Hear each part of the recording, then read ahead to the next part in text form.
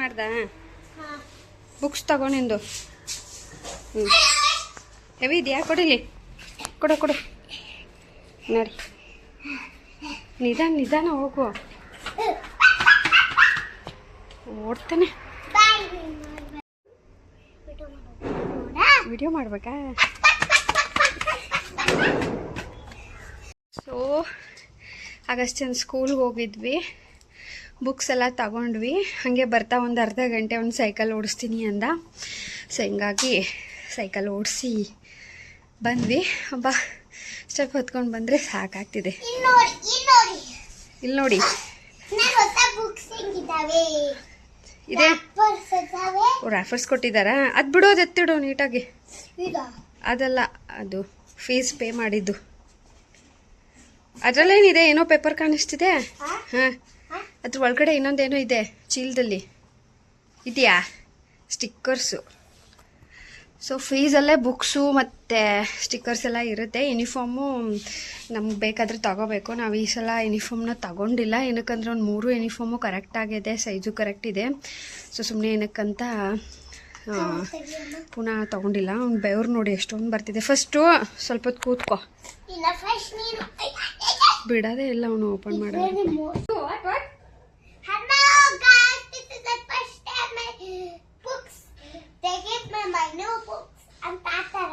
ಹೌದು ಅದೇ ತರ ಫಸ್ಟ್ ಮೈ ಬುಕ್ ತೆಗಿಯೋ ತರ ಅಂತೆ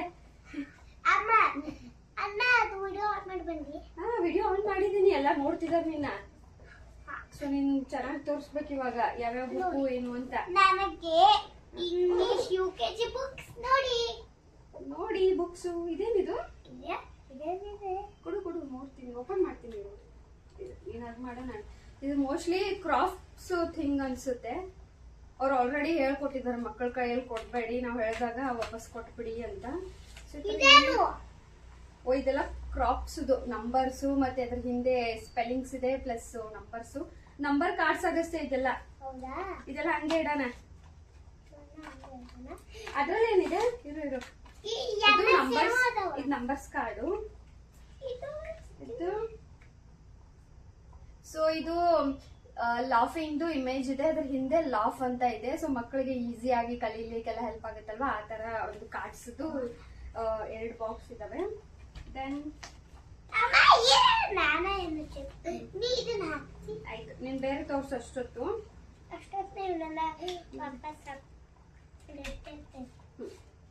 ನೋಡೋಣ ಇದು ನೋಡ್ಲಾ ನಾನು ಸೊ ಇದು ಬಂದ್ಬಿಟ್ಟು ಆರ್ಟ್ ಅಂಡ್ ಕ್ರಾಫ್ಟ್ ಗೆ ಪೇಪರ್ ಇರುತ್ತಲ್ವಾ ಆ ಪೇಪರ್ಸ್ ಕೂಡ ಕೊಟ್ಟಿದ್ದಾರೆ ಲಾಸ್ಟ್ ಇಯರ್ ಆಕ್ಚುಲಿ ಕೊಟ್ಟಿರ್ಲಿಲ್ಲ ಈ ಸಲ ಕೊಟ್ಟಿದ್ದಾರೆ ಪೇಪರ್ ಕಲರ್ಸ್ ಆರೆಂಜ್ ಕಲರ್ ಮಾತ್ರ ಇಲ್ಲ ಎಲ್ಲ ಕಲರ್ಸ್ ಇದೆ ಆಗಷ್ಟೇ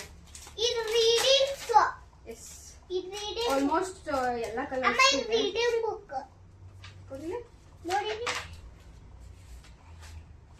ನೋಡೋಣ ನಂಬರ್ ಆರ್ಟ್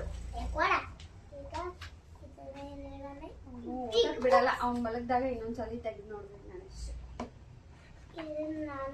ಇದು ಬಂದ್ಬಿಟ್ಟು ಸರ್ಟಿಫಿಕೇಟ್ ಇನ್ನು ಆಲ್ರೆಡಿ ಕೊಟ್ಬಿಟ್ಟಿದ್ದಾರೆ ಹ್ಯಾಪಿ ಪ್ಲಾನೆಟ್ದು ಮೋಸ್ಟ್ಲಿ ಏನೋ ಒಂದು ಅವ್ರದ್ದು ಆರ್ಟ್ ಅಂಡ್ ಕ್ರಾಫ್ಟ್ ಏನಾದ್ರು ಇರ್ಬೋದು ಅದಕ್ಕೆ ಆಲ್ರೆಡಿ ಸರ್ಟಿಫಿಕೇಟ್ ಕೊಟ್ಟಿದ್ದಾರೆ ಲೈಕ್ ನಂಬರ್ ಏನ್ ತಗೊಳ್ತಾರಲ್ವ ಅದನ್ನ ಹಾಕಿ ಕೊಡ್ತಾರೆ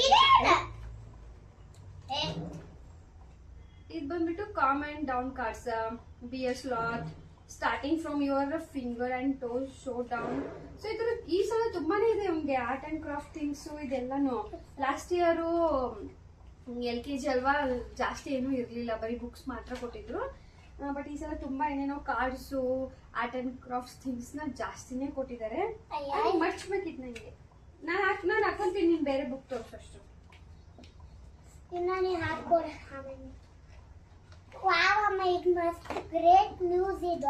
ಖುಷಿ ಆಯ್ತಾ ಇಷ್ಟ ಆಯ್ತಾ ಕೊಡಿ ನಾನು ಇಡುತ್ತೇನೆ ಸೊ ಗೈಸ್ ಇನ್ಮೇಲೆ ನನ್ನ ಬ್ಲಾಗ್ ಅಲ್ಲಿ ಆಲ್ಮೋಸ್ಟ್ ಸ್ವಲ್ಪ ಆದ್ರೂ ಆಗಸ್ಟನ್ನ ತಗೊಳ್ಳೋಣ ಅಂತ ಅನ್ಕೊಂಡಿದ್ದೀನಿ ಅವ್ನು ತುಂಬಾ ಇಷ್ಟ ಆಗ್ತಿದೆ ಇಚ್ಚಿಗೆ ವಿಡಿಯೋ ಮಾಡು ಅಂತಿರ್ತಾನೆ ಹಿಂಗಾಗಿ ಅಂಡ್ ದೆನ್ ಇದು ಪೋನಿಕ್ ನಂಬರ್ಸು ಮತ್ತೆ ಪೋನಿಕ್ ಪ್ರೈಮರ್ ಅಂತ ಟೆಕ್ಸ್ಟ್ ಬುಕ್ಸ್ ಇವೆಲ್ಲ ಟೆಕ್ಸ್ಟ್ ಬುಕ್ಸ್ ಇದಾವಷ್ಟೇ ಇದೆಲ್ಲ ಸ್ಟಡಿ ಮಾಡ್ಬೇಕು ನೀನು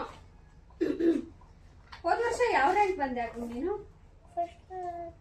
ಫಸ್ಟ್ ರ್ಯಾಂಕ್ ಬಂದೆ ತಾನೆ. Story books, rhymes. Oh story books ಇದಾ ನೋಡೋಣ.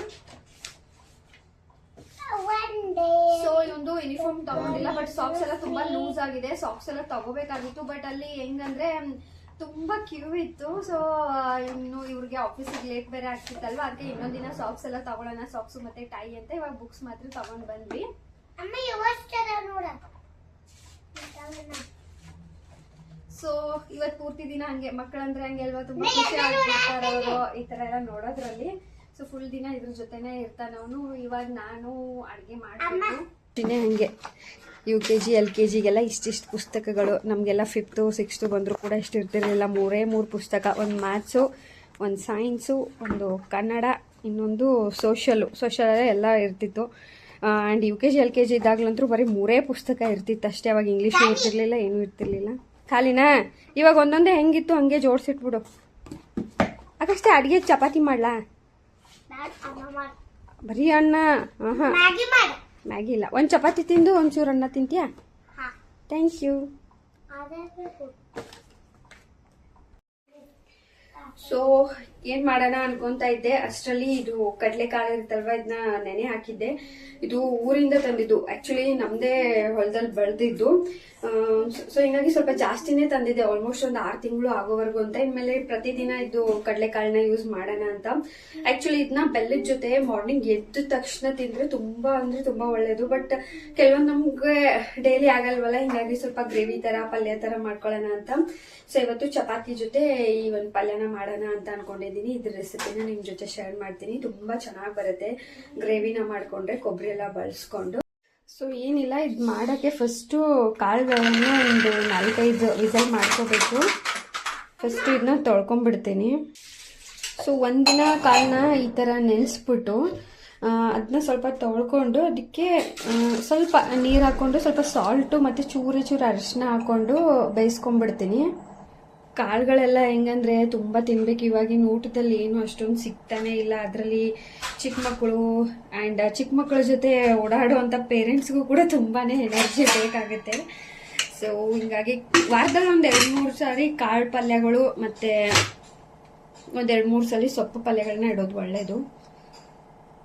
ಇವಾಗ ವಿಸಲ್ ಆಗಲಿ, ವಿಸಲ್ ಆಗೋವರೆಗೂ ನಾನು ಕೂಡ ಸ್ವಲ್ಪ ಡ್ರೆಸ್ ಚೇಂಜ್ ಮಾಡ್ಕೊಂಡು ಬರ್ತೀನಿ. ಆಮೇಲೆ ನಿಮ್ಗೆ ಗ್ರೇವಿ ಹೆಂಗೆ ಮಾಡೋದಂತ ತೋರಿಸ್ತೀನಿ.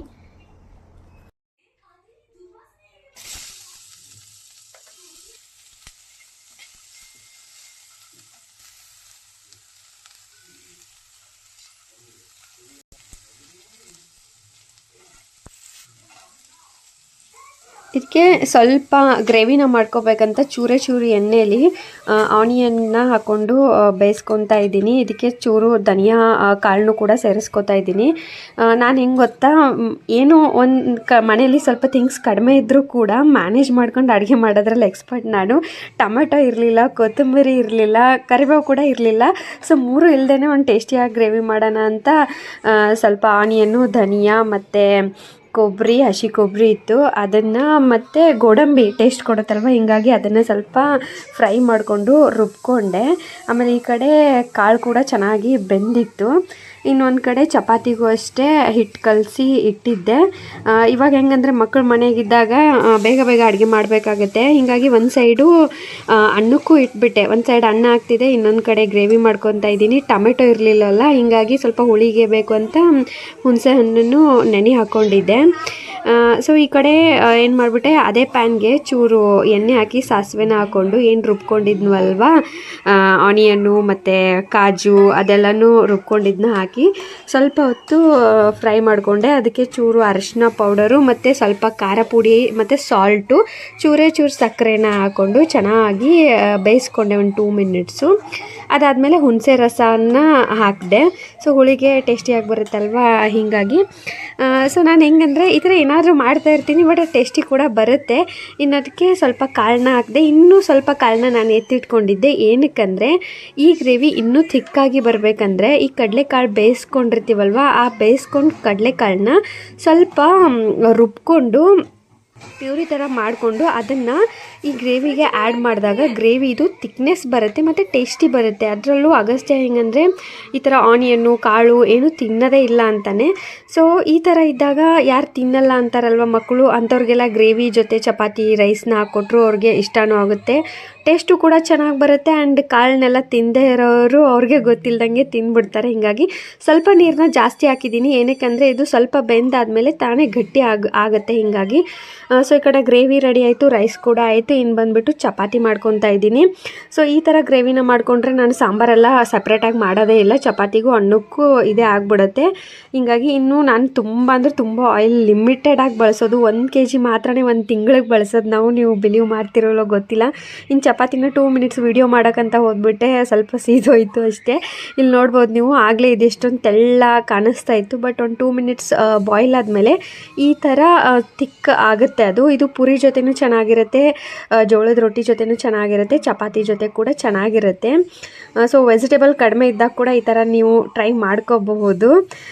ದಯವಿಟ್ಟು ನನ್ನ ಚಾನಲ್ಗೆ ಸಬ್ಸ್ಕ್ರೈಬ್ ಆಗಿ ಮತ್ತು ಸಪೋರ್ಟ್ ಮಾಡಿ. ಇದೊಂದು